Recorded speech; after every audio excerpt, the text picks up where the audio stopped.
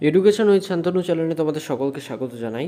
দ্বিতীয় পর্যায়ক্রমিক মূল্যায়ন 2025-এর চতুর্থ শ্রেণীর স্বাস্থ্য ও শারীরশিক্ষা বিষয়ের নমুনা প্রশ্নপত্র নিয়ে হাজির হলাম। প্রশ্নপত্রে থাকা প্রতিটি প্রশ্নই কিন্তু তোমাদের কমন আসতে চলেছে, সুতরাং প্রশ্নপত্রটি ভালো করে দেখে নাও।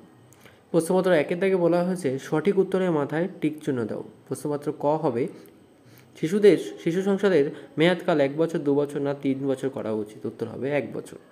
কবাডি খেলায় প্রত্যেক দলে 6 জন, 7 জন না 8 জন করে খেলোয়াড় থাকে। উত্তর হবে 7 জন। কোমর ও মেরুদণ্ডের ব্যথায় পদহস্তাসন, চন্দ্রহস্তাসন না শলভাসন করা উচিত। উত্তর হবে শলভাসন। দড়ি টানাটানি খেলায় দড়ির মাঝখানে একটি লাল, নীল না সবুজ ফিতা বাঁধা থাকে। উত্তর হবে লাল।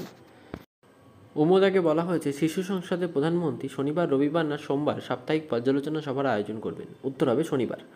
2 দাগের প্রশ্নপত্রে বলা হয়েছে বন্ধনীর মধ্যে থেকে সঠিক শব্দ নিয়ে শূন্যস্থান পূরণ করো। আবর্জনা সর্বদা ডাস্টবিনে ফেলা উচিত। বুকের খাঁচায় গঠনে অর্ধচন্দ্রাসন ভীষণ উপকারী।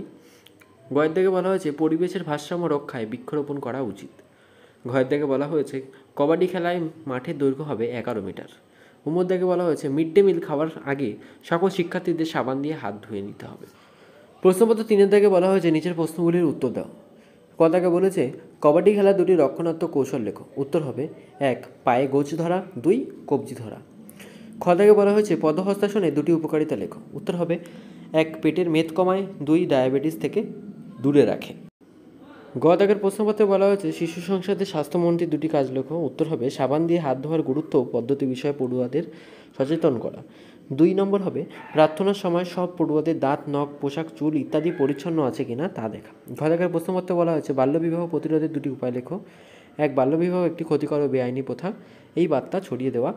2 হচ্ছে ছেলে ও মেয়েদের সমান সুযোগ পাওয়া নিশ্চিত করা। দাগ হচ্ছে রিলে রেস কোন খেলায় কোন কাজকর্মগুলোর প্রয়োগ হবে। খেলা ও আনন্দ একসঙ্গে করাতে, সংযোগের উন্নতি করাতে, বলকে নিয়ন্ত্রণ রাখতে, সাবধানে থাকা ও দ্রুত নড়াচড়া করতে এর উপায় কাজকর্মগুলোর প্রয়োগ হবে। এই ছিল আজকে স্বাস্থ্য ও শারীরশিক্ষা বিষয় দ্বিতীয় পরীক্ষার নমুনা প্রশ্নপত্র। প্রশ্নপত্রটি তোমাদের কেমন লাগবে তা অবশ্যই কমেন্টে জানাবে। চ্যানেলে নতুন হয়ে থাকলে চ্যানেলটিকে অবশ্যই সাবস্ক্রাইব করে দেবে।